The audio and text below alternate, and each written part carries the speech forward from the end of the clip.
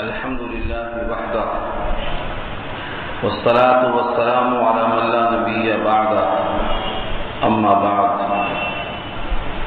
فأعوذ بالله من الشيطان الرجيم بسم الله الرحمن الرحيم قال رب اشرح لي صدري ويسر لي أمري واحلل عقدة من لساني يفقهوا قولي واجعلني وزيرا من أهلي هارون أخي اشدد به أزري وأشركه في أمري كي نسبحك كثيرا ونذكرك كثيرا إنك كنت بنا بصيرا قال قد أوتيت سؤلك يا موسى صدق الله العلي العظيم وصدق رسوله النبي الكريم ونحن على ذلك من الشاهدين والشاكرين اللهم ألهمنا رشدنا وأعذنا من شرور أنفسنا اللهم وفقنا لما تحب وترضى من القول والفعل والنية رب اشرح لي صدري ويسر لي أمري واحلل عقدة من لساني يفقهوا قولي آمين يا رب العالمين. محترم حضرات، معزز سامعین، محترم خواتین، میری ماؤں اور بہنوں، ملی بھائیوں، پیارے بچوں، آج کی گفتگو کا عنوان ہے 16واں پارہ سورہ طٰہٰ، دوسرا رکوع یہاں سے شروع ہو رہا ہے. حضرت موسیٰ علیہ السلام کو اللہ نے فرعون کے پاس بھیجا کہ اس نے سرکشی کی ہے اور اس کے پاس اللہ کا پیغام پہنچانا ہے. اس بارے گراں کو آسان کرنے کے لیے انہوں نے اللہ سے درخواست کی. یہ مضمون یہاں سے شروع ہو رہا ہے. قال، انہوں نے فرمایا، ربی، اے میرے پروردگار، اشرح، کھول دے، لی، میرے لیے، صدری، میرا سینہ. رب اشرح لی صدری، میرا سینہ کھول دیجیے. سینہ کھولنے سے مراد میرا حوصلہ بڑھا دیجیے، کیونکہ جس کے بعد مجھے آپ بھیج رہے ہیں اس کی قوم کا ایک خون میرے ذمہ ہے، اور میں اس شہر سے 10 سال پہلے نکلا ہوں. اب میں اس کے پاس جاؤں گا، وہ اسی کا طعنہ دے گا. اس کے سامنے مجھے اپنی بات پیش کرنے کا حوصلہ عطا فرما. تو گویا شرح صدر کا مطلب دل کی گرہیں کھولنا. قرآن کریم کی اصطلاح میں شرح صدر کہتے ہیں کسی معاملے کے لیے دل متوجہ ہو جائے. اگر کسی معاملے میں دل میں تنگی ہے تو اس کو ضیق صدر کہتے ہیں. ضیق صدر اور اس کی ضد ہے شرح صدر. دل میں گھٹن ہے، بے چینی ہے، طبیعت میں انقباض ہے، ادھر دل متوجہ ہی نہیں ہو رہا ہے، اس کی ضد کیا ہے؟ شرح صدر ہے. میرا سینہ آپ کھول دیجئے، مجھے حوصلہ عطا فرمائیے. حضرت موسیٰ نے یہاں سے دیکھیے آپ 5 دعائیں کی. ان میں سے کچھ اپنے ذات کے لیے، کچھ اپنے اس کام کو آسان کرنے کے لیے. پہلی دعا کی، میرا سینہ کھول کر میرے حوصلے کو بڑھا دیجیے. وَيَسِّرْ لِي أَمْرِي، یسر، آسان کر دیجیے، لی، میرے لیے، امری، میرا کام. میرا کام سے مراد کون سا کام ہے؟ تبلیغ، آپ کا پیغام پہنچانا ہے. جو آپ نے میرے ذمہ کر دیا ہے، اب یہ میرا کام ہے. اب میں اپنا کام سمجھ کے یہ کرنا چاہتا ہوں، لیکن یہ کام تو آپ آسان کر دیں تو آسان ہو جائے گا. اس پر بہت سی دعائیں احادیث میں موجود ہیں. دعائیں سنانے کا موقع نہیں ہے، آپ دعائیں تلاش کیجیے. نبی صلی اللہ علیہ وسلم کی دعاؤں میں سے ایک دعا یہ بھی ہے جس کا مفہوم پتا رہا ہوں میں آپ کو. دعا آپ یاد کر لیجیے. اے اللہ، آپ ہمارے لیے آسانیاں پیدا کیجیے ہر مشکل کام میں، اور آپ ہی ہیں جو مشکل کام کو آسان کرنے پر قادر ہیں. اللہ تعالیٰ جس کام کو آسان کر دیتے ہیں وہ کتنا ہی مشکل ہو آسان ہو جاتا ہے. آج تک حاجی حج کرتا ہے تو حج کی نیت میں اس کے آسانی کی دعا کرتا ہے. کیوں؟ کیونکہ حج بظاہر سفر کا نام ہے، لیکن اللہ آسان نہ کرے تو بہت مشکل ہے. بہت مشکل. تو ویسر لی امری، میرے لیے میرا کام آسان کر دیجیے. یعنی جو آپ نے میرے ذمہ کام لگایا ہے کہ اتنے بڑے سرکش کے پاس میں آپ کا یہ پیغام پہنچا دوں، یہ کام میرے لیے آسان کر دیجیے. وحلل عقدہ، اور گرہ کھول دیجیے. وحلل کے معنی کھول دیجیے، اور عقدہ کہتے ہیں گرہ کو. یہ گرہ کہاں تھی؟ من لسانی، میری زبان سے. بچپن میں ایک واقعہ پیش آیا تھا جس کی بنا پر زبان جل گئی تھی. آپ چاہیں تو واقعہ میں ابھی سنا دوں اور چاہیں تو آخر میں سناؤں. اصل بات یہ ہے کہ امام نسائی نے ایک طویل حدیث نقل کیا ہے جس میں ان کی 5 آزمائشوں کو جمع کیا گیا. 5 مرحلے ایسے آئے کہ جان خطرے میں تھی لیکن اللہ نے ان کو بچایا. ان میں سے ایک موقع یہ بھی ہے جب زبان جل گئی تھی. اس کو آپ اپنا ذہن نشین کر لیجیے. جب وہ واقعہ پورا سامنے آئے گا تو انشاءاللہ یہ وجہ وہاں کو معلوم ہو جائے گی. اللہ سے دعا کرتے ہیں کہ زبان سے میری گرہ کھول دیجیے. کتنا گرہ کھولنا ہے؟ اللہ کے حبیب نے یعنی کریم اللہ نے خود کہا یفقہو قولی، میری بات لوگ سمجھ سکیں. یفقہو، فقہ یفقہو کے معنی سمجھنا، اور قولی معنی میری بات. جب میں لوگوں سے بات کروں تو حقلاہٹ کی وجہ سے بات سمجھنے میں جو مشکل ہوتی ہے، میری بات لوگ سمجھ سکیں، اتنا گرہ کھول دیجیے. یہ یفقہو قولی پر آپ کی توجہ اگر نہ رہی تو بعد میں اشکال ہوگا. اشکال کیا ہوگا؟ جب یہ جوان ہوئے اور آخر میں مقابلہ جب ہوا تو فرعون نے ایک طنز کیا تھا.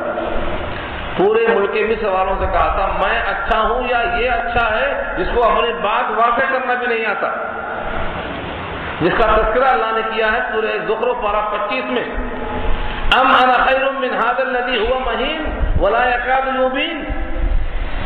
جو شخص عزت دار نہیں ہے، جس کو بیان کی قدرت نہیں ہے، یہ اچھا ہے کہ میں اچھا ہوں. تو یہاں تو معلوم ہوا کہ زبان کی گرہیں کھل گئی تھی اور وہاں پہ ان کا طنز باقی ہے. تو بتانا مقصد یہ ہے کہ جتنا دعا کی تھی کہ میری بات سمجھ میں آ سکے اتنا گرہ کھل جائے، اتنی گرہ کھل گئی ہے. لیکن پھر بھی اس کا اثر باقی تھا اور اسی پر اس نے طنز کیا تھا کہ ان کو پوری بات واضح کرنا نہیں آتا. اسی لیے حضرت موسیٰ خود کہیں گے آگے چل کر ہوا افصح منی لسانا، وہ ہارون کو میرے ساتھ کام پہ لگائیے کیونکہ ان کی زبان مجھ سے زیادہ فصیح ہے اور بات کرنے میں وہ روانی سے بات پیش کر سکتے ہیں. اس کا مطلب یہ ہوا زبان تو کھل گئی تھی لیکن بہرحال حضرت موسیٰ کے مقابل میں حضرت ہارون کی زبان فصاحت زیادہ تھی، تو جل جانے سے زبان پر اثر ہوا.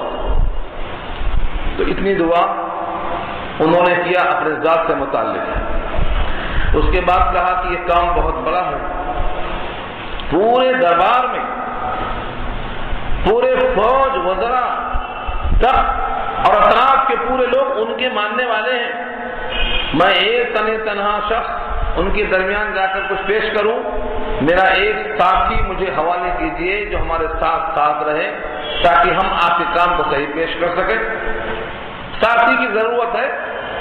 وجعل لی وزیرا من اہلی، وجعل لی اور بنا دے میرے لیے وزیرا ایک وزیر، ایک معاون، ایک مددگار، من اہلی وہ بھی میرے اہل میں سے.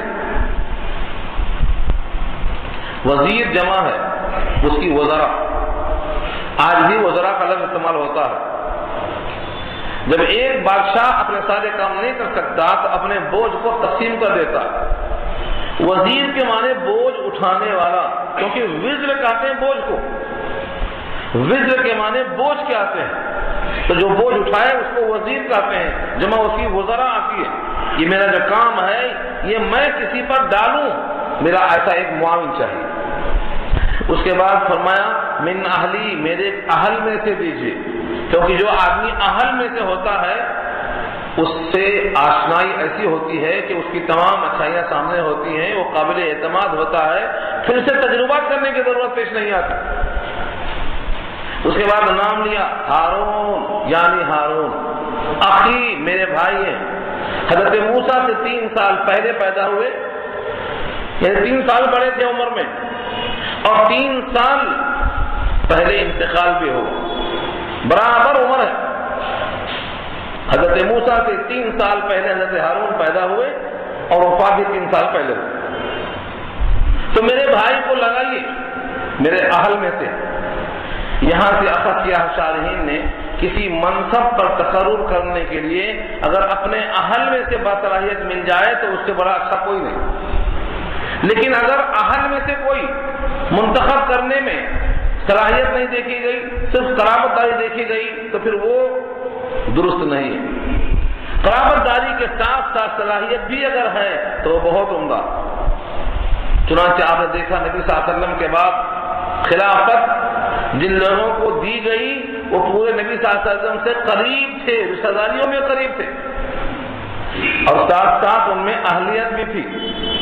تو قرابت بھی تھی، اہلیت بھی تھی، اس بات سے خوب کامیابی بھی ہوئی۔ اور جہاں صرف قرابت داری دیکھی گئی، اہلیت نہیں دیکھی گئی، وہاں سے فساد شروع ہو گیا۔ تو اہلی کا مطلب یہ ہوتا ہے میرے اہل میں سے ہو، یعنی میرا بھائی ہارون۔ اشدد بھی ازری، اشدد کے معنی مضبوط کر دیجئے، بھی اس کے ذریعے، ازری میری قوت۔ اصل میں ازری کمر بند کو کہتے ہیں، ازار کو کہتے ہیں، ازار معنی تہبند، ازار بند بھی اسی کو کبھی کبھی بولتے ہیں جس سے کمر میں کپڑے کو باندھا جائے، وہ ازار بند ہے۔ اور تہبند چونکہ کمر میں باندھی جاتی ہے اس واسطے اس کو بھی ازار کہہ دیا جاتا ہے۔ اور کمر کسی کے مضبوط ہے تو وہ انسان مضبوط کہلاتا ہے۔ محاورے میں کیا ہے، اسی تو کمر ٹوٹ گئی، یعنی کام کا نہیں جا رہا۔ تو کسی کی کمر مضبوط کرنا، کسی کام کے لیے کمر کسنا، یہ محاورہ۔ حدیث میں آتا ہے جب رمضان کی راتیں آتی تو نبی صلی اللہ علیہ وسلم کمر کس لیتے تھے، تو کیا مطلب ہوا، مستعد ہو جاتے تھے۔ تو مطلب یہ ہوا کہ میرے کام کو مضبوطی عطا فرما، میرے بھائی ہارون کو میرے کام میں شریک کر دے، ان کے ذریعے مجھے قوت عطا فرما، مستحکم عطا فرما۔ واشدد به ازری، میری قوت کو مستحکم کر دیجیے۔ واشرکہ فی امری، اور ان کو میرے کام میں شریک کر دیجیے، میری اس تبلیغ کے کام میں ان کو شریک کر دیجیے۔ یہ واحد پیغمبر حضرت ہارون ہے جو حضرت موسیٰ کی دعا پر پیغمبر بنائے گئے۔ اور جب یہ دعا ہو رہی تھی تو حضرت موسیٰ تو ابھی کوہ طور پر پیغام لے رہے ہیں اللہ سے، اس وقت حضرت ہارون ملک مصر میں موجود تھے۔ اللہ نے ان کی دعا کو قبول کر کے وہاں پیغام بھیج دیا ہارون سے کہ حضرت موسیٰ بحیثیت پیغمبر تشریف لا رہے ہیں، اور آپ ملک مصر سے باہر نکل کر ان کا استقبال کیجیے اور ان کے ساتھ ساتھ چلیے اپنے کام پر۔ ان کو خبر پہنچ گئی اور وہ ملک مصر میں شہر سے باہر اکرام کے لیے تیار موجود تھے۔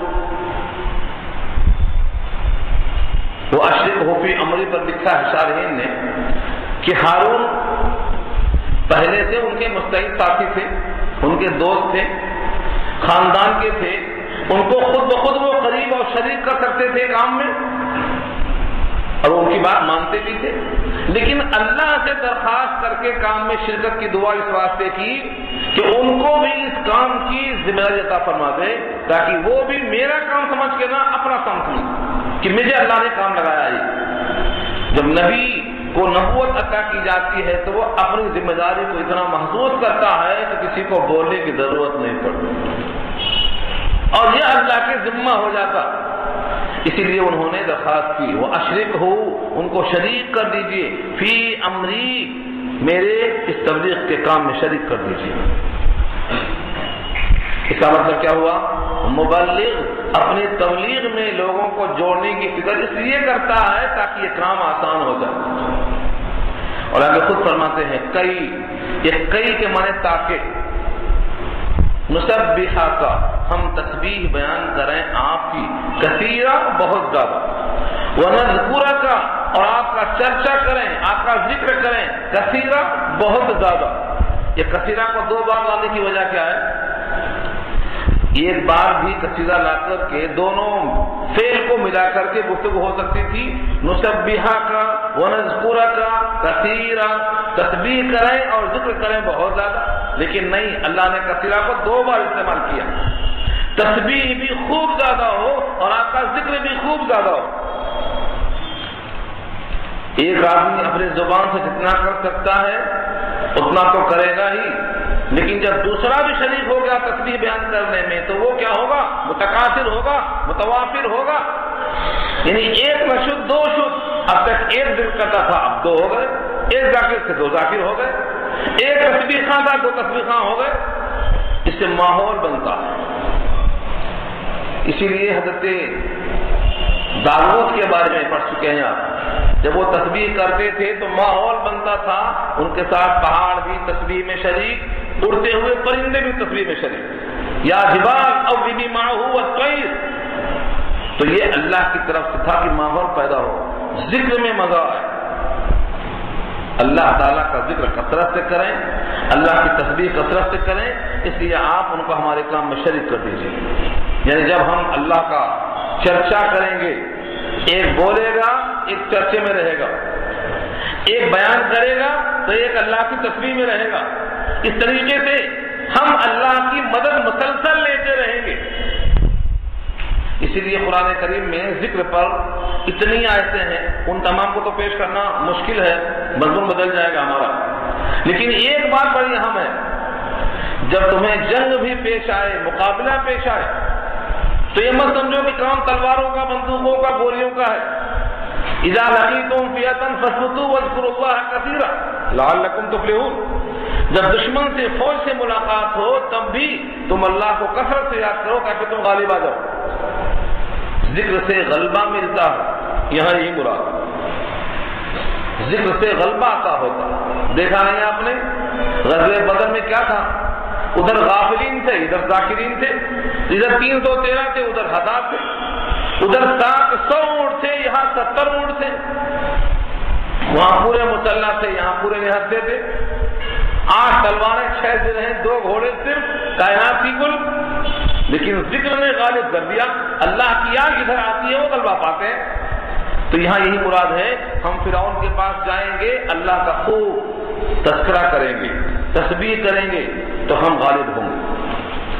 آخر میں اپنے عاجزی کو پیش کیا، انکا کنت بنا بصیرا، بے شک آپ ہی تو ہیں جو ہم کو خوب دیکھ رہے ہیں، ہم آپ سے جو امید رکھ کے ہی بات کر رہے ہیں کہ آپ ہمارے حال کو جانتے ہیں، ہماری یہ کمزوری کی زبان میں لکنت ہے، ہماری یہ کمزوری کی ہم تنہائی محسوس کر رہے ہیں، ہماری یہ کمزوری کی دل میں گھٹن محسوس ہو رہی ہے، ہماری یہ کمزوری کی بات کو چل زبانی سے جلدی سے پیش کرنے کے واسطے ہمارے بھائی کی ہم کو حاجت ہے، یہ سب آپ ہم کو دیکھ رہے ہیں، انکا کنت بنا بصیرا، آپ تو ہم کو دیکھ رہے ہیں۔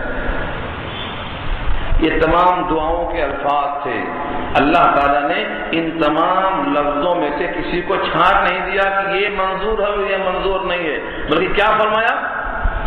قال قد اوتیت سؤلک یا موسیٰ، فرمایا تحقیق منظور ہو گئی، اوتیتا دے دیے گئے تم، سؤلک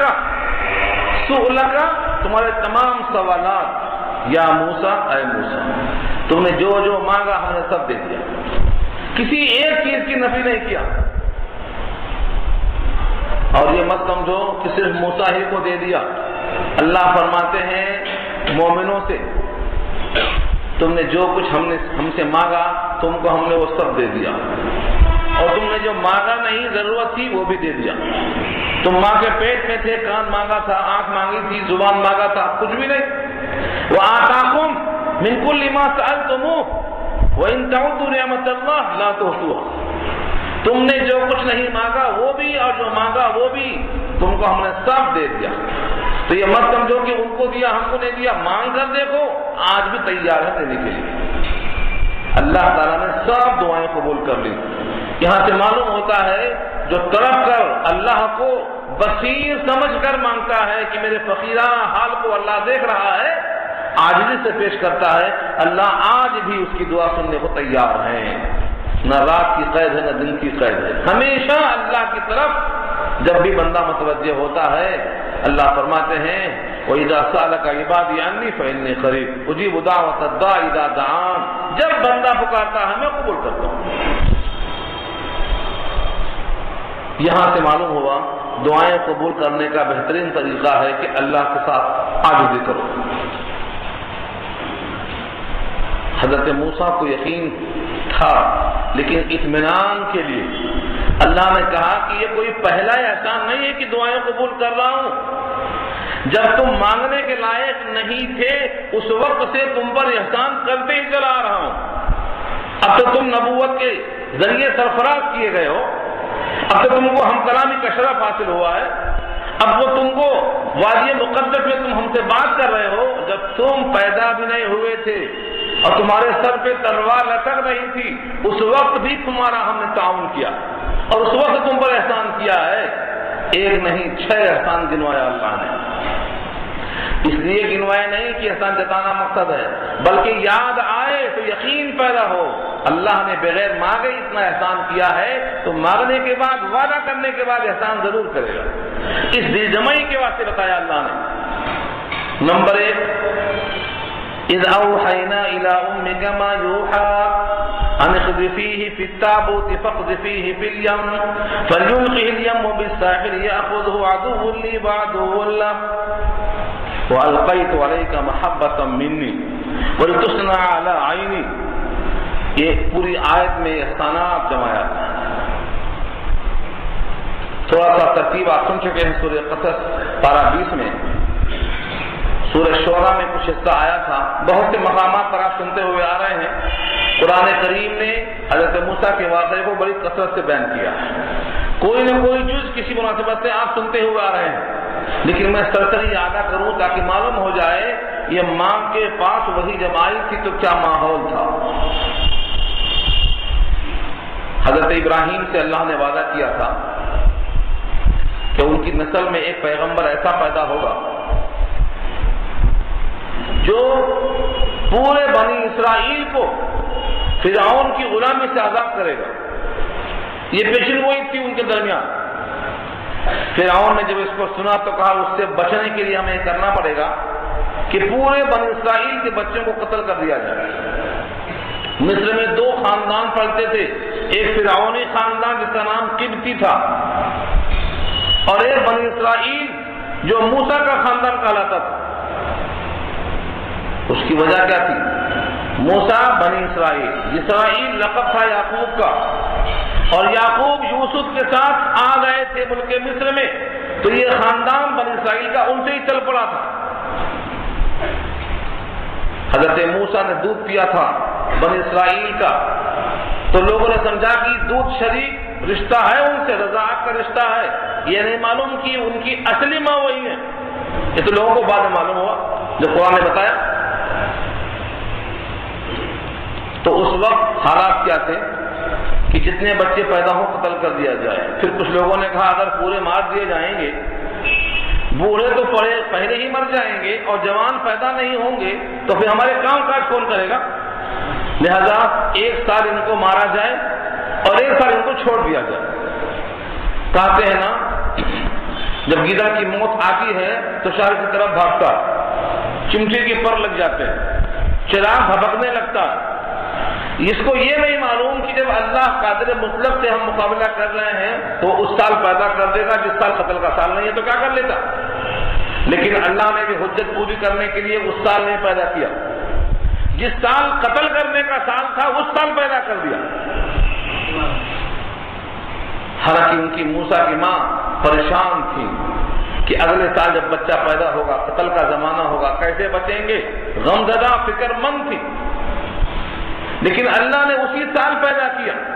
پیدائش کے پہلے ہی تلواریں تیار تھیں کہ پیدا ہوں گے قتل کیے جائیں گے۔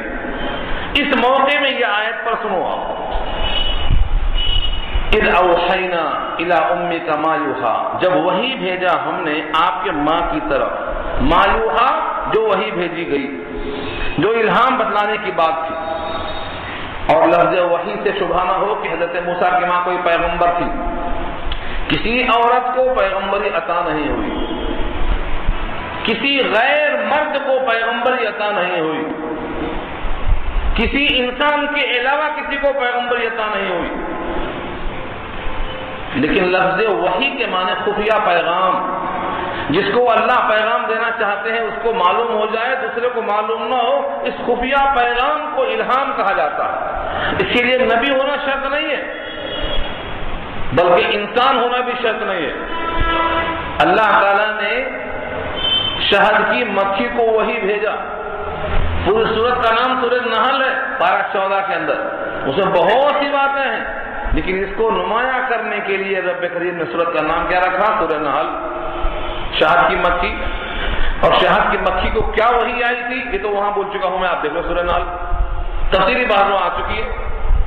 تو شہد کی مکھی کو پیغام آیا، ایسے ہی اللہ نے حضرت موسیٰ کی ماں کو پیغام دیا، ایسے ہی اللہ تعالیٰ نے حضرت مریم کو پیغام دیا، یہ سب سن چکے ہیں یار۔ تو وہی آنے کے لیے پیغمبر ہونا شرط نہیں ہے، پیغمبر کے علاوہ پر بھی وہی آتی ہے، لیکن وہ نبوت کی وحی نہیں ہوتی ہے، بلکہ وہ اللہ کا پیغام ہوتا ہے۔ کیا کہا انہوں نے؟ اللہ نے موسیٰ کی ماں کو وہی بھیجا، ان اقذفیہ فی التابوت۔ کیا کہا؟ کہ موسیٰ کو بچانے کے لیے جو میں کہتا ہوں وہ کرو، ان اقذفیہ، اس بچے کو ڈال دو، فی التابوت، تابوت کے اندر، انخذی، پھینکو نہیں، رکھو، فی ہی، صندوق کے اندر۔ تابوت کہتے ہیں لوہے کا صندوق، آج بھی تابوت استعمال ہوتا ہے، جب فوجی مرتے ہیں تو تابوت میں منتقل ہوتے ہیں وہ، تو تابوت کہتے ہیں لوہے کے صندوق کو، اس میں بچے کو ڈالو، فاقذفیہ فی الیم، پھر اس تابوت کو، اس صندوق کو دریا میں ڈال دو، ڈال دیا، یہ وہی آئی۔ اور اگلا ٹکڑا وہی کا کس کے نام پہ ہے؟ دریا کے نام پہ ہے، فَلْيُلْقِهِ الْيَمُّ بِالسَّاحِلِ، پر چاہیے کہ دریا اس صندوق کو ساحل پہ لگا دے۔ جس طرح موسیٰ کی ماں کو وہی آئی، ویسے ہی سمندر کو اللہ کا حکم آیا۔ دنیا کے انسان سمجھتے ہیں کہ دریا کو اللہ کا حکم نہیں آ سکتا، وہ تو خبر نہیں، بے خبر ہے وہ۔ ویسے یہاں دو قول ہے، ایک قول میں فَلْيُلْقِهِ الْيَمُّ بِالسَّاحِلِ میں خبر ہے کہ جب تم صندوق میں بچے کو رکھ کر صندوق دریا کے حوالے کر دو گی تو وہ دریا خود بخود ساحل پہ لگا دے گا، خبر ہے، یہ اکثر شاعری نے ترجمہ کیا ہے۔ لیکن صوفیہ کہتے ہیں خبر نہیں، جیسے موسیٰ کی ماں کو وحی آئی تھی ایسی وہی ساحل پر پہنچانے کے لیے دریا کو بھی آئی تھی، اور جیسے وہی آگ کو آئی تھی ابراہیم کو بچانے کے لیے، اور جیسے وہی آئی دریا نیل کو راستہ بتانے کے لیے، پانی کھڑا ہونے کے لیے، اور جیسے وہی آئی تھی ابراہیم کے ہاتھوں میں چھری کو ذبح کرنے سے بچانے کے لیے کہ تم کاٹنا نہیں، روک دینا۔ اللہ تعالیٰ جس کو چاہے حکم دے سکتا ہے۔ انسان سمجھتا ہے کہ یہ سب مردہ ہیں، ان میں کوئی شعور نہیں ہے۔ دنیا کے کسی شے کو یوں سمجھنا کہ اس میں شعور نہیں ہے، یہ غلط ہے۔ شعور سے خالی کوئی شے نہیں ہے۔ ہاں اتنا شعور نہیں ہے کہ ان کو حلال حرام کا مکلف بنایا جائے، ان کو حکم دیا جائے کہ یہ کرو اور یہ مت کرو، لیکن شعور ہر ایک میں ہے، اور یہ کوئی میری رائے نہیں ہے۔ اللہ نے قرآن میں خود کہا ہے سورہ بنی اسرائیل پارہ 15 میں، وَإِن مِّن شَيْءٍ إِلَّا يُسَبِّحُ بِحَمْدِهِ، نہیں ہے کوئی شے مگر وہ اللہ کی تسبیح اور حمد بیان کرتی ہے۔ ہر شے اللہ کی تسبیح بیان کرتی ہے۔ تو کسی کو آپ مردہ مت سمجھو، شعور سے خالی مت سمجھو۔ ہاں خاک و باد و آب و آتش، مردہ اند، زندہ اند یا مردہ اند، ہم سمجھتے ہیں مردہ اند۔ اللہ کیا فرماتے ہیں؟ بامنو تو مردہ باحق زندہ اند۔ دانائے روم لکھتے ہیں تیرے میرے لیے تو زمین مردہ ہے لیکن اللہ کے ساتھ زندہ۔ اللہ کہتا ہے زمین سے غلہ نکالتی ہے تو مردہ ہے کہ زندہ؟ اللہ کہتا ہے سورج کو ایک لمحہ فرق نہ آئے، ٹائم پہ نکلتا ہے ڈوبتا، زندہ ہے کہ مردہ؟ زمین کا کون سا حصہ ہے جو خدا کا حکم نہیں پورا کر رہا ہے؟ تو بے شعوری میں کر رہا ہے وہ، سب میں شعور ہے۔ تو دانائے روم نے کہا یہ میرے تیرے واسطے مردہ ہیں لیکن خدا کے واسطے مردہ نہیں ہے، سب زندہ ہیں۔ تو دریا کو اللہ نے حکم دیا ہے کہ وہ صندوقچے کو ساحل پر لائے۔ اب یہ آیت سے ہٹ کر اگر میں جاؤں صحابہ کی زندگی میں تو آپ کو بہت سے واقعات ملیں گے. حضرت عمر کا خط پڑھ لینا دریائے نیل کے نام پر. میں تو آپ سے گزارش کر چکا ہوں، نبی صلی اللہ علیہ وسلم کی سیرت ایک بار پڑھ لو، چاروں خلفاء کی زندگی ایک بار پڑھ لو، عشر مبشرہ کی حیات کو پڑھ لو تو معلوم ہوتا انہوں نے بھی خطاب کیا ہے دریائے نیل سے. حضرت عمر کا خط پہنچتا ہے دریائے نیل کے نام پہ، دریا جاری ہو جاتا ہے بغیر بھیڑ چڑھائے ہوئے. آپ کو معلوم ہے سعد بن ابی وقاص اس دریا سے مخاطب ہیں جہاں مسافر کا پیالہ گم ہو جاتا ہے. دریا سے خطاب کیا، پیالہ واپس آیا. واقعات کم نہیں ہے لیکن میرا موضوع یہاں سے ہٹنے کا نہیں ہے. قرآن کریم میں بے شمار واقعات ملیں گے آپ. فَلْيُلْقِ الْيَمُّ بِالسَّاحِلِ، تو ساحل پر وہ صندوقچہ کون لائے گا؟ دریا کے ذمہ اللہ نے لگا دیا ہے، وہ لائے گا. دریائے نیل بہتے بہتے اس کی دو شاخیں تھیں، ایک تو بہتا ہوا نکل جاتا اور ایک محل جو فرعون کا تھا اس کے نیچے سے بہتے ہوئے آتا تھا، شاہی محل کے نیچے سے جہاں بیٹھ کر یہ فخر کرتا تھا. دیکھتے نہیں ہو تجری من تحتی افلا تبصرون، یہ دریائے نیل میرے پاؤں تلے بہتا ہے، دیکھتے نہیں ہو تو فرعون وہاں فخر کرتا تھا. اتفاق سے دریائے نیل کے اس حصے میں فرعون کی بیوی آسیہ بنت مزاحم رضی اللہ تعالی عنہا، ان کے تمام کنیزوں کو وہاں چھوڑ رکھا تھا. وہ نہاتی دھوتی کھیلتی تفریح کرتی. وہ صندوق وہاں گزرا، صندوق وہاں پر گزر گیا.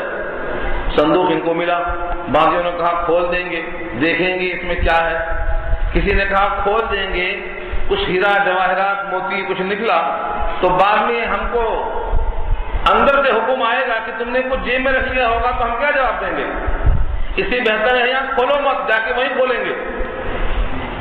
تو یہ وہی آئی تھی حضرت موسیٰ کی ماں کی طرف. یہ احسان نہیں تھا تو پھر کیا تھا کہ دریائے نیل میں صندوق میں ڈالنا، ماں کو حکم دینا، اور پھر صندوق اگر پوری طرح بند ہے کہ ہوا بالکل نہ آئے تو دم گھٹ کے مر جانے کے بجائے زندہ رکھنا، اور اتنا سوراخ ہے کہ ہوا آئے تو پانی داخل ہوتا ہے دریا میں ڈوب جانا، ڈوبنے سے بچانا. یہ سب احسان ہے اللہ کا. آج بھی ڈال کر دیکھ لو، صندوق پورا بند ہے تو دم گھٹ جائے گا آدمی کا، مر جائے گا، اور صندوق پورا کا پورا بند نہیں ہے تو پانی گھس جائے گا، غرق ہو جائے گا. دونوں شکلوں میں اللہ کا بچانا اللہ کا احسان ہے. یہی یہاں کہا گیا ہے. حضرت موسیٰ کی ماں کو وہی آئی کہ سمندر میں صندوق کو اور صندوق میں بچے کو ڈال دو، یہ اپنا کام کرے گا. یا خود ہو اٹھائے گا اس کو. عدو لی و عدو اللہ، میرا دشمن اور اس کا دشمن.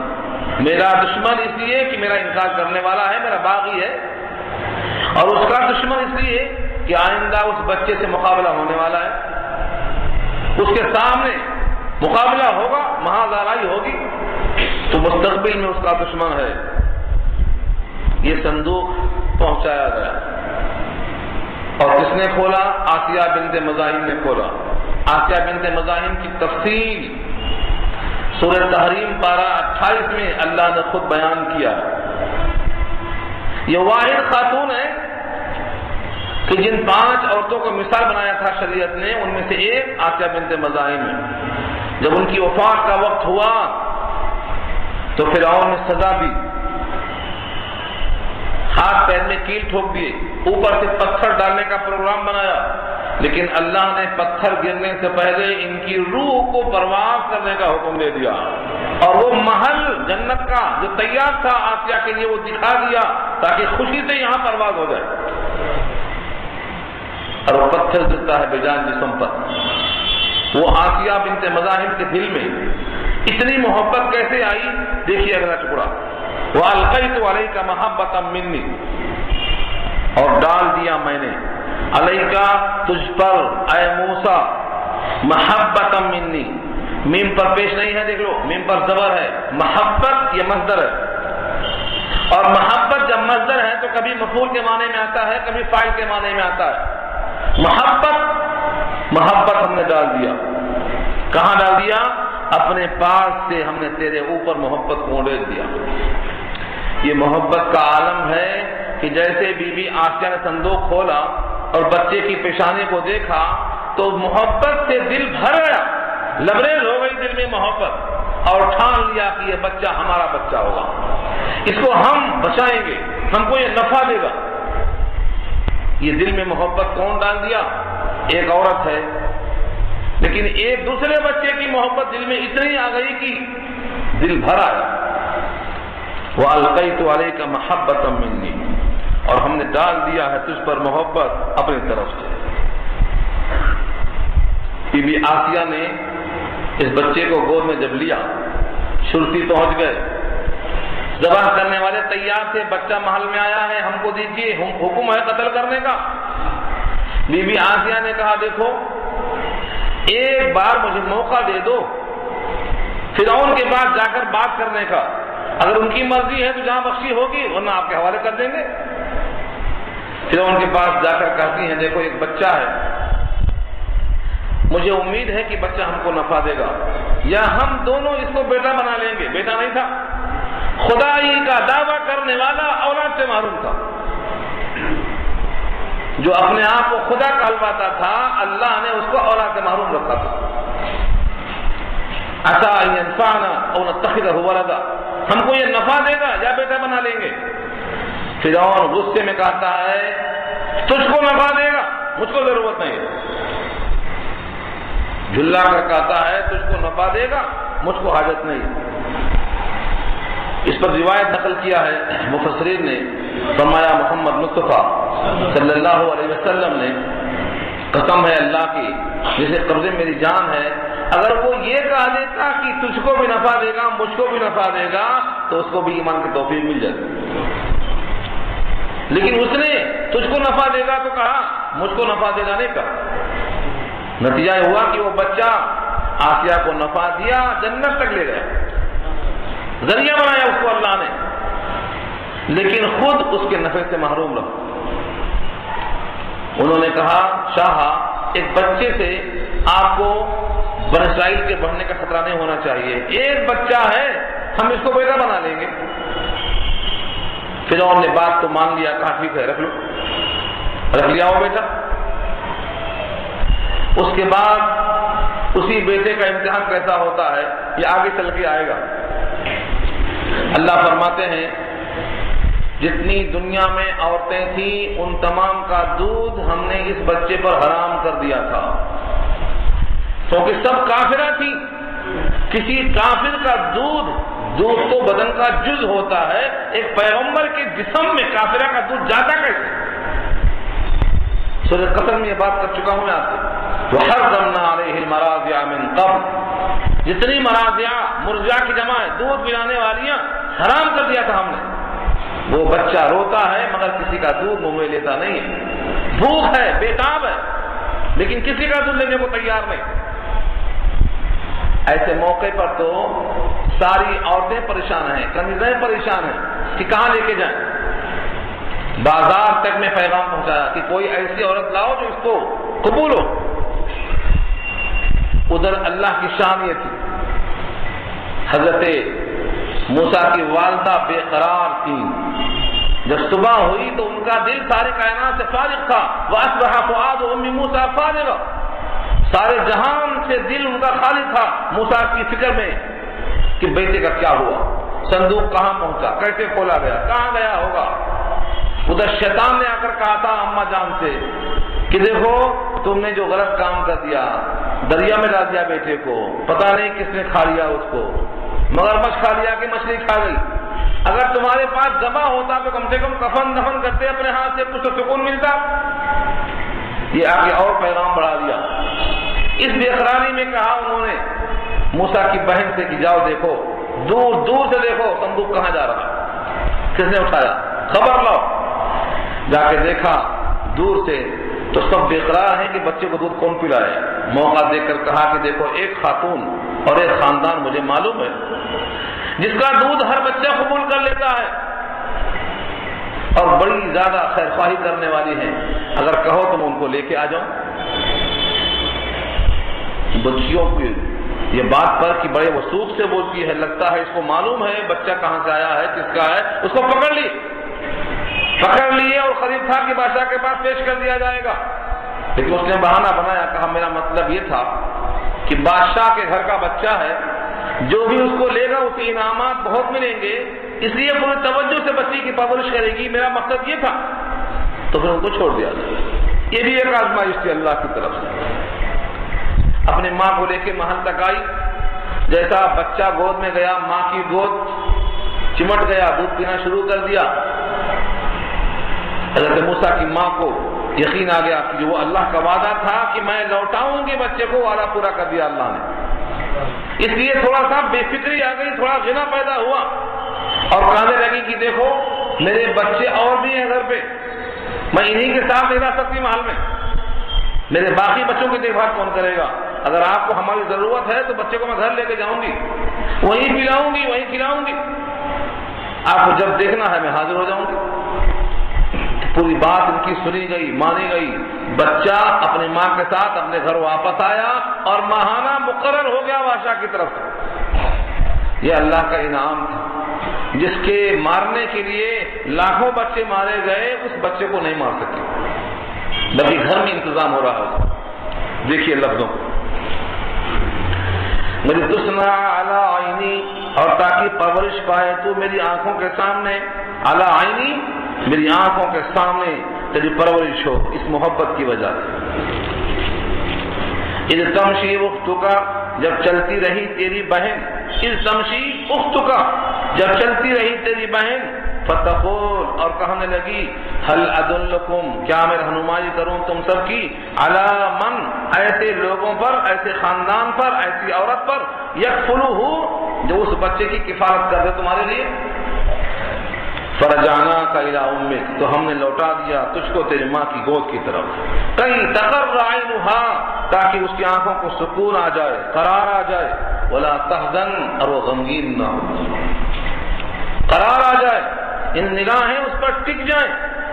قرہ کے معنی آتے ہیں قرار آنا، بچے کو دیکھنے کے بعد بچے کی ماں اور ادھر ادھر دیکھتی نہیں، بچے ہی کو دیکھتی ہے، قرار اس کا نام ہے۔ آنکھیں ٹھہر جائیں بچے پر، یہ قرار ہے، اور غم جو تھا وہ ختم ہو جائے، آنکھیں ٹھنڈی ہو جائیں، غم ختم ہو جائے۔ یہ بھی اللہ نے کہا موسیٰ سے کہ دیکھو یہ احسان تھا، اس سے پہلے تم پر ہو چکا ہے، اور سنو، وقتلت نفسا، اور تم نے ایک جان کو مار دیا تھا، تفصیلات سن چکے ہیں سورہ قصص میں، جان کو مار دیا تھا۔ فنجیناک من الغم، تو تجھ کو نجات دیا میں نے غم سے۔ ایک قبطی کو مار دیا تھا، ایک مکہ مارا، وہ مر گیا، کہا یہ تو امر شیطان ہو گیا، کیونکہ قتل کرنے کا تو مقصد نہیں تھا، لیکن ہو تو گیا، مر تو گیا وہ۔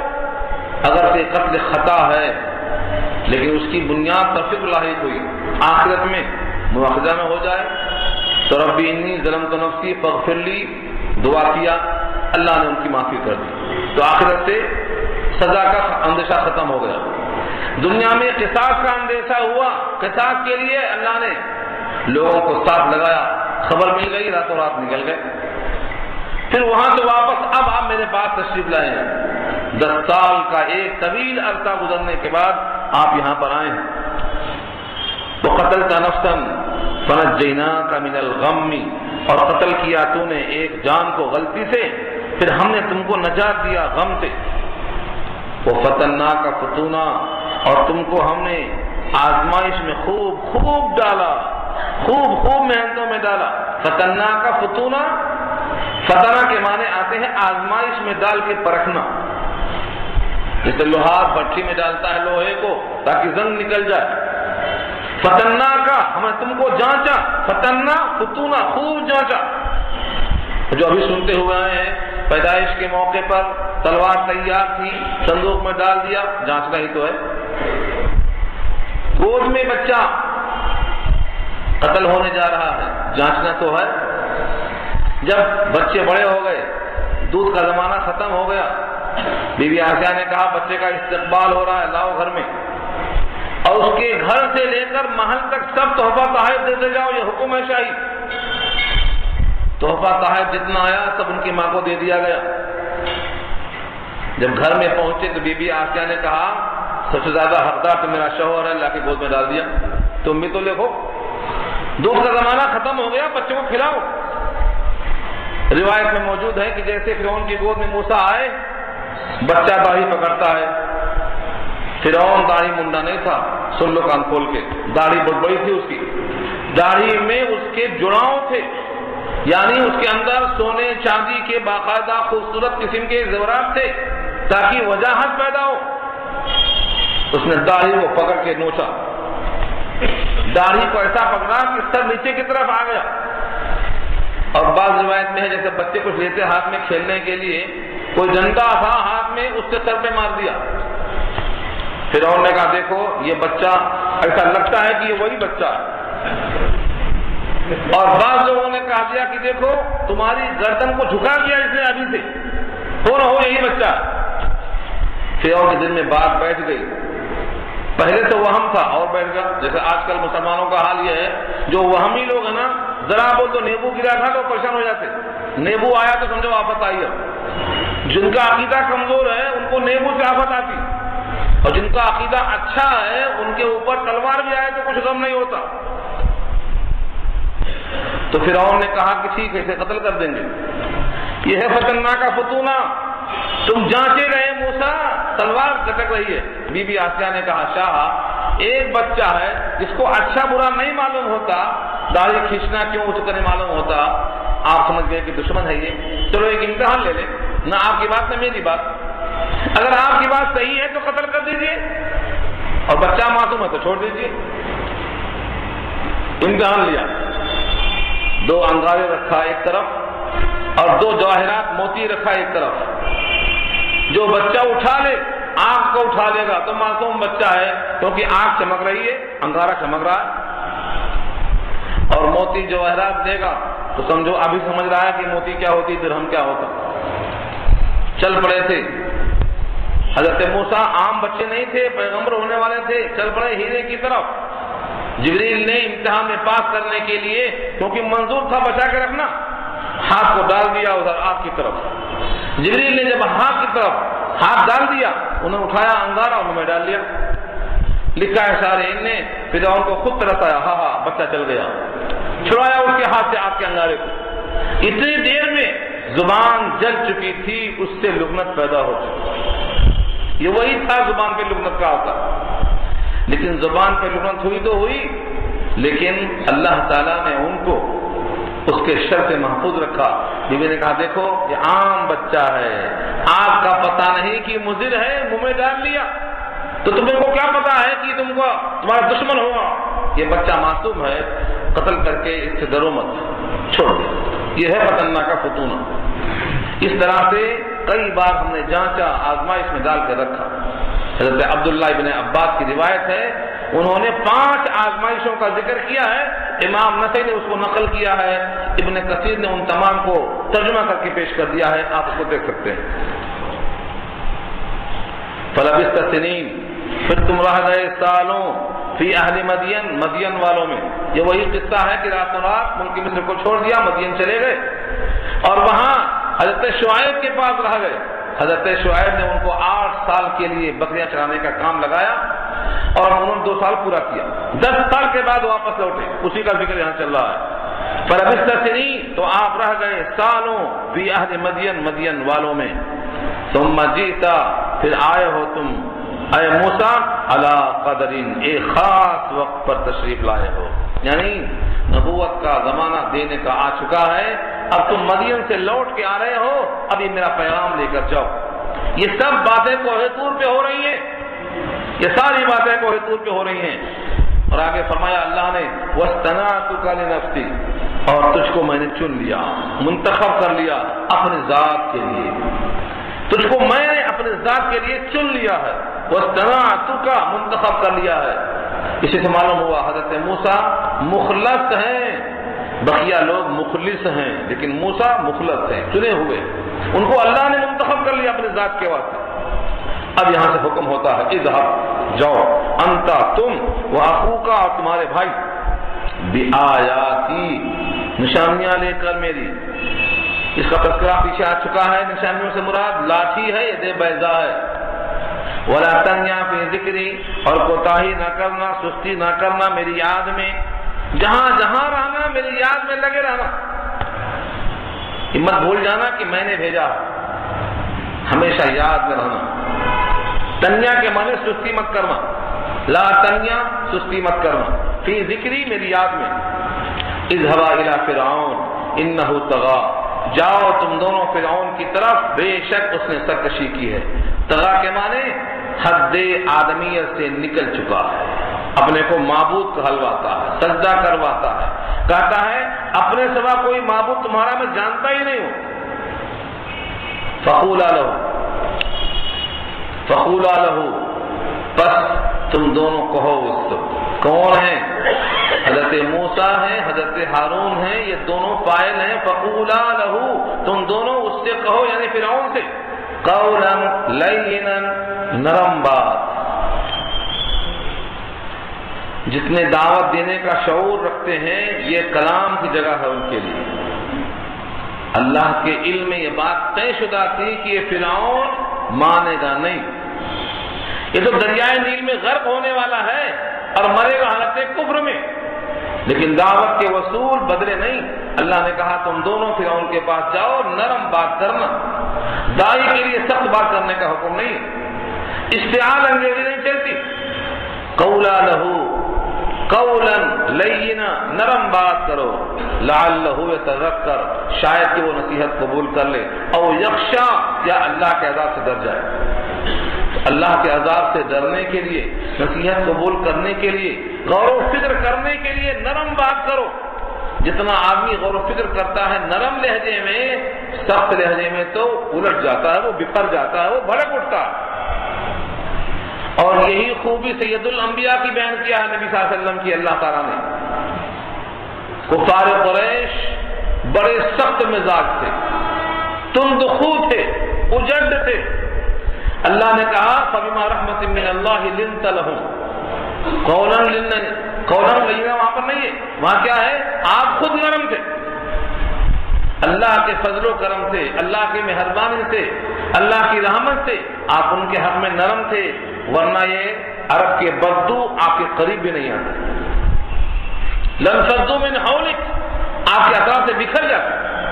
تو نبی صلی اللہ علیہ وسلم بھی نرم مزاج کے تھے، نرمی سے بات کرتے تھے. یہاں فرعون جیسے انسان سے نرم بات کرنے کا حکم دیا ہے. سید الانبیاء نے ابو جہل سے بھی نرم بات کی ہے. آج مسلمان باہم جب گفتگو کرتا ہے تو میرا فرقہ تیرا فرقہ اور تیرا مسلک میرا مسلک میں لڑائی جھگڑے ہو جا رہے ہیں. یہ نرم بات کس کے لیے ہے؟ جس کے بارے میں اللہ کو معلوم ہے کہ یہ تو دریائے نیل میں غرق ہوگا، کافر ہی مرے گا. اس کے باوجود اصول بتایا کہ نرم بات کرنا چاہیے. اور آج مسلمان باہم نرم بات کرنے کو تیار نہیں ہے، بلکہ گرما گرم بحث. جبکہ موسیٰ سے اچھا کوئی نہیں اور فرعون سے زیادہ بدتر اور کوئی نہیں، اس کے باوجود وہاں نرم گفتگو ہوتی ہے. اور آج کلمہ پڑھنے والے سے نرم گفتگو نہیں، گرم گفتگو کر رہا ہے. پھر کہتا ہے قرآن پر ایمان ہے. قرآن پر ایمان ہے تو گفتگو نرم کرنا سیکھو. اور اگر جذبہ بہت زیادہ ہے، گفتگو پہ قابو نہیں ہے، تو زبان کو بند کر کے رکھنا اچھا ہے. قالا، ان دونوں نے کہا، ربنا اننا نخاف، اے ہمارے رب بے شک ہمیں اندیشہ ہے. نخاف، ہمیں خوف ہے.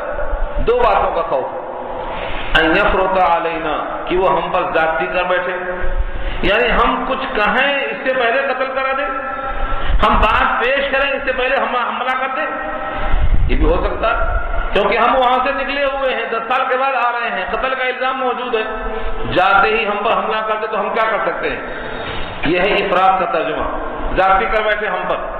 او ان یطغى، یا کوئی شرارت کر بیٹھے، یعنی ہم کو بولنے کا موقع ہی مت دے. اللہ تعالیٰ نے یہ دونوں باتوں کو سنا، فرمایا قال لا تخافا، تم دونوں مت خوف کھاؤ. اننی معکما، بے شک میں تم دونوں کے ساتھ ساتھ ہوں. معکما، تم دونوں کے ساتھ ساتھ ہوں. اسمع، سنتا ہوں. وارا، دیکھتا ہوں. اسمعو ہر بات تمہاری سن رہا ہوں، اور ارا دیکھ رہا ہوں تمہارے ساتھ کیا سلوک ہو رہا ہے سب دیکھ رہا ہوں، اس لیے تم فکر مت کرو، تم دونوں جاؤ۔ اننی معکما، لفظ معکما پر اچھی طرح توجہ دو۔ اللہ نے یہ نہیں کہا کہ میں سب کے ساتھ ہوں، کیا کہا؟ معکما، موسیٰ کے ساتھ ہوں، ہارون کے ساتھ ہوں۔ اور یہی جو بات کہی گئی تھی نبی کی زبان سے، لا تحزن ان اللہ معنا، اللہ ہمارے ساتھ ہیں، ابو بکر کے ساتھ ہیں، نبی کے ساتھ ہیں۔ اللہ تعالیٰ جب بندہ اللہ کے ساتھ ہونے کا یقین کرتا ہے تو اللہ یقین دلاتے ہیں، تمہارا جیسا گمان ہوگا میں ویسا فیصلہ کروں گا۔ تمہارا گمان یہ ہے کہ میں تمہارے ساتھ ہوں تو تم مجھے ساتھ پاؤ گے۔ اللہ تعالیٰ نے یہ پیغام دے کر بھیجا، فاتیا، دونوں آئے، ہو کی ضمیر جاتی ہے فرعون کی طرف، فاتیا ہو، وہ دونوں کے دونوں آئے فرعون کے پاس، فقولا، دونوں نے کلام شروع کیا، فقولا کیا کہا؟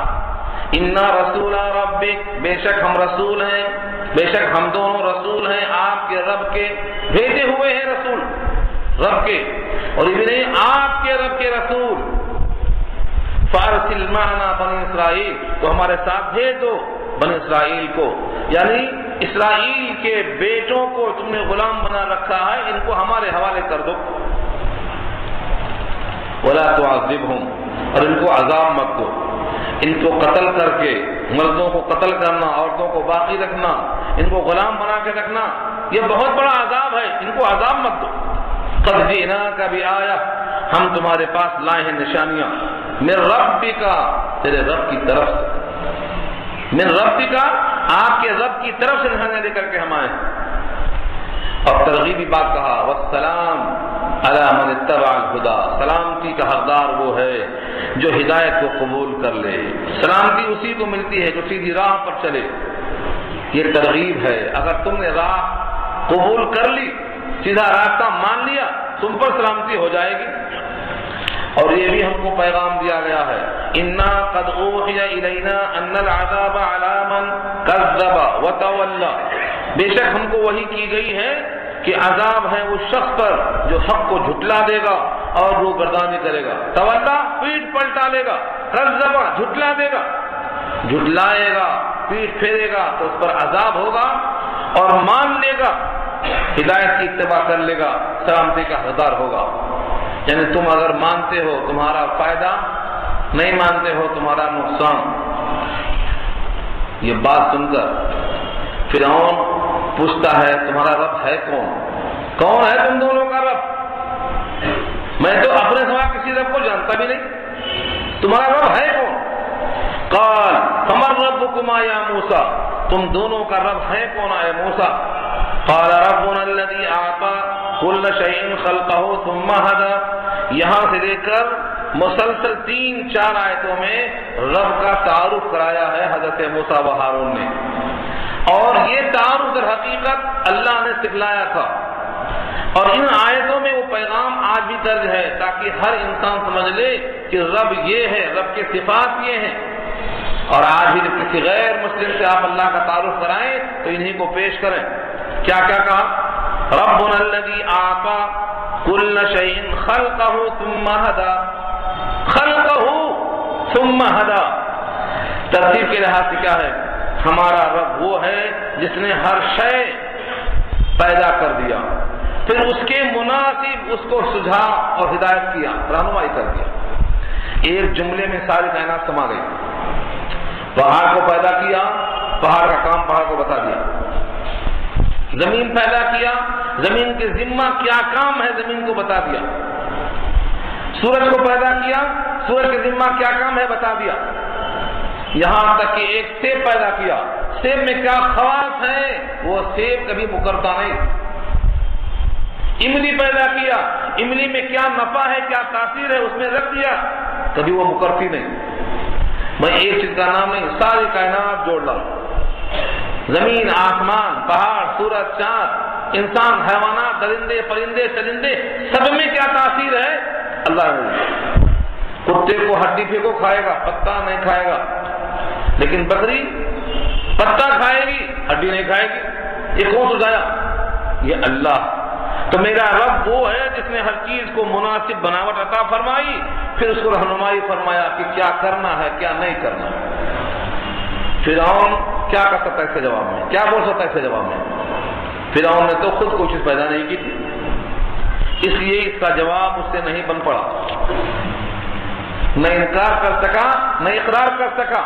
لیکن پیترا بدلنا آتا سیاسی لوگوں کو، پورے محفل والوں کو اپنے فیور میں لینے کے واسطے ایک سوال نیا کرتا ہے اور کہتا ہے قال فما بال القرون الاولى، بال مانے حال، کیا حال ہوا، قرون مانے جماعتیں، پہلی جماعتیں جو مر گئی ہیں تکذیب کر کے جھٹلاتے ہوئے ان تمام چیزوں کو، ان تمام پر کیا عذاب ہوگا یا ثواب ہوگا، وہ لوگ کہاں گئے بولو؟ اگر یہ کہہ دیں کہ وہ سب جہنم میں چلے گئے تو پوری قوم بھڑک اٹھے گی، اچھا یہ ایک ہی دو آئے ہیں جنتی، باقی سب جہنمی ہیں۔ اب اس واسطے پوری قوم کی مخالفت تو کر نہیں سکتے۔ حضرت موسیٰ نے یہ نہیں کہا کہ وہ سب اچھے تھے تم خراب ہو، ان کی تعریف بھی نہیں کر سکتے کیونکہ حق کے خلاف تھا وہ۔ پیغمبر کی بات میں توازن ہوتا ہے، حق کے خلاف نہیں بولتے اور کسی کا دل چھیلتے بھی نہیں۔ کیا توازن تھا دیکھو جواب میں، فرمایا قال علمها عند ربی، کہا جو لوگ مر چکے ان کا صحیح علم میرے رب کے پاس کتاب میں موجود ہے، کون کس کے لائق تھا، کون کہاں گیا، کس نے کیا کام کیا، کس کا کیا عقیدہ تھا، علمها، ان کا علم عند ربی میرے رب کے پاس ہے، فی کتاب، کتاب میں یعنی لوح محفوظ میں درج ہے۔ اور رب کی شان یہ ہے لا یضل ربی، میرا رب بھٹکتا نہیں، ولا ینسا، نہ بھولتا ہے، نہ بھٹکتا ہے نہ بھولتا ہے، لہذا وہ جس کام کے لائق ہیں کتاب میں بھی درج ہے اور رب کے علم میں بھی ہے، لہذا ان کا سوال مجھ سے کرنے کی کوئی ضرورت نہیں، جو جیسا تھا وہاں گیا ہوگا۔ اس سے ہمیں معلوم ہوا گزرے ہوئے لوگوں پر ہم گھنٹوں بحث کرتے ہیں، ہمیں بھی بحث نہیں کرنا ہے۔ جو لوگ چلے گئے، حضور پاک کا ارشاد ہے اگر واقعی تذکرہ کرنا ہے تو اچھائیوں کا ذکر کرو، برائیوں کا مت کرو، کیونکہ وہ جہاں پہنچنا تھا پہنچ چکا، اس کا ذکر کر کے تم اپنا نامہ اعمال کیوں خراب کر لیتے ہو؟ اذکروا محاسن موتاکم، اپنے مردوں کے محاسن بیان کرو، ترمذی کی روایت ہے، یا تو ذکر مت کرو یا چن چن کے اچھائیاں بیان کرو، برائیاں چھوڑ دو، جہاں تھا موقع وہاں پہنچ گئے۔ یہاں وہی جواب دیا گیا۔ آگے فرمایا الذی جعل لکم الارض مہدا، جس نے بنایا تمہارے لیے زمین کو فرش، یہ زمین کو فرش بنایا کس نے؟ میرے رب نے۔ زمین کے خواص پر بات کی جائے تو ایک مستقل گھنٹہ چاہیے۔ زمین کی خوبیوں کا ذکر اللہ نے کیا ہے سورہ ملک میں، وہاں دیکھو، ٹھوکریں مارو کبھی الجھتے نہیں تم سے، اکڑ کے چلنے والا اکڑ کے چلتا ہے، ناچتا ہے، گاتا ہے، وزن ڈالتا ہے، بلڈنگیں ٹھوکتا ہے، گڑھے کھودتا ہے، پانی کا اسٹاک رکھتا ہے، زمین انکار نہیں کرتی۔ کس نے بنایا؟ رب بنایا۔ وَسَلَكَ لَكُمْ فِيهَا سُبُلًا، اور چلایا تمہارے واسطے اس میں راستے، اس زمین میں راستے بنایا، یہ اللہ کی شان ہے۔ کتنے راستے زمین میں؟ اگر یہ راستے نہ ہو، زمین پوری مسطح ہو تو آدمی اپنے گھروں تک کیسے پہنچے؟ زمین میں راستے بنائے، پہاڑیاں بنائے۔ وَأَنزَلَ مِنَ السَّمَاءِ مَاءً، اتارا آسمان سے پانی، پانی کا نزول میرے رب کی شان۔ فَأَخْرَجْنَا بِهِ أَزْوَاجًا مِّن نَّبَاتٍ شَتَّىٰ، اور پیدا کیا، نکالا اسی پانی سے ہم نے مختلف قسم کے نباتات، جوڑے جوڑے بنائے نباتات کی۔ نباتات کی قسمیں ہم جوڑ نہیں سکتے، ان کے جوڑے کتنے ہیں نہیں معلوم، اور اس میں کتنے خواص ہیں نہیں معلوم۔ لقمان حکیم سے جڑی بوٹیاں بولتی تھیں، آج تو ہم سے نہیں بولتی ہیں نا، لیکن آج بھی لکھنے والے تھک گئے، یہ نہیں بتا سکے کہ کس پتے میں کتنی خوبیاں ہیں، کتنا ہم نے لکھا، کتنا ابھی باقی ہے۔ پتوں کی تاثیر، پھلوں کی تاثیر، پھولوں کی تاثیر، درختوں کی چھالوں کی تاثیر، جبکہ ایک زمین ہے اور ایک پانی ہے بس۔ اللہ کی یہ قدرت ہے، تو میرا رب وہ ہے جس نے پانی برسا کر زمین سے نباتات کے جوڑے پیدا کر دیے۔ نبات کے ساتھ شتا ہے، شتا شتیت کی جمع ہے، جس کے معنی مختلف قسم کے جوڑے بنا دیا۔ اتنے نباتات ہیں کہ انسان کا علم ان کا احاطہ نہیں کر سک رہا. کلو کھاؤ ورعو انعامکم اور چراؤ اپنے چوپایوں کو. کلو کھاؤ ورعو اور چراؤ انعامکم اپنے چوپایوں کو. انعام نعم کی جمع ہے، چوپایوں کو چراؤ. ان تمام کے لیے گیہوں تم کھاؤ، گیہوں کا بھوسا چوپائے کھائیں. اللہ نے جتنے پھل پیدا کیے ہیں آپ اس کے اچھے حصے کو لے لیتے ہیں، بقیہ حصہ چوپایوں کے استعمال میں آتا ہے. یہ سب اسی پانی سے پیدا ہوتے ہیں. یہ اللہ کی شان ہے.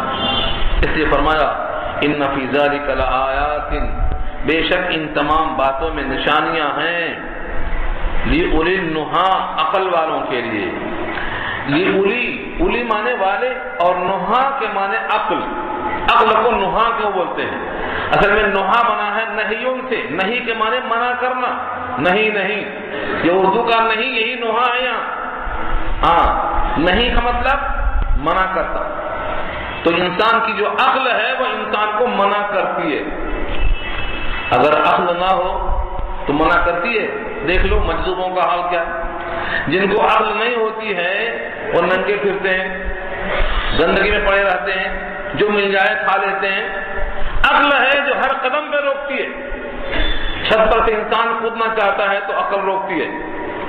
ہاں، کبھی کبھی اس سے پاورفل عشق آ جاتا ہے تو عقل مغلوب ہو جاتی ہے. بے خطر کود پڑا آتش نمرود میں عشق، عقل ہے محو تماشائے لبے بام. ابھی عقل کہا دیا مت گرو آگ میں جل جاؤ گے، لیکن عشق غالب تھا، خدا دیا اور کہا دیا کہ نہیں، میرا عشق ایسا ہے کہ آگ گلزار بن جائے گی، جلانے پر قادر نہیں ہوگی.